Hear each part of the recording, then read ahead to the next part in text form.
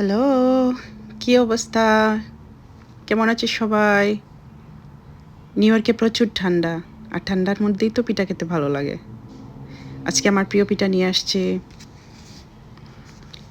আমি এখানে চিনি গুঁড়া চাল নিয়েছি। এটাকে 1 ঘন্টা আমি ভিজিয়ে রাখবো। দেন আমি পানিগুলো ভালো করে ঝেড়ে নিয়েছি। একটু একটু ভিজা ভিজা থাকবে। দেন আমি এখন ভালো করে ব্লেন্ড করে নিব। ভালো করে ব্লেন্ড করতে হবে যাতে কোনো শক্ত দানা না থাকে। দেশে থাকতে মা ডেকিতে চাল গুঁড়ো করে বানাতো। একবার অবশ্য আমার মা আমার জন্য আমেরিকায় পাঠিয়েছে। এটা আমার খুব ভালো লাগে, তাই দেশে থাকতে মা প্রায়ই রান্না করতো আমার জন্য। আমি এই গুড়টা নিলাম। আমি এখানে একটা বাঙালি গ্রোসারি থেকে নিয়েছি।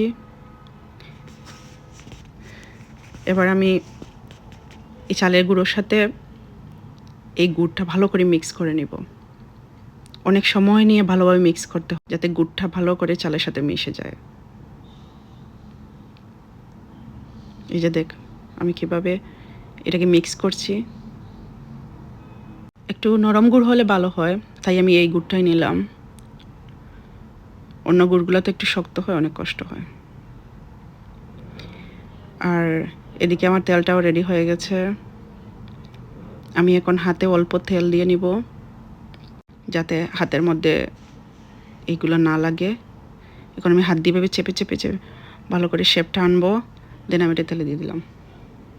এটা এভাবে হাতে বানাতে হয় বলে সিলেটে এটাকে হাতুয়া মালপা বলে। এবার ভালো করে বেজে নিব।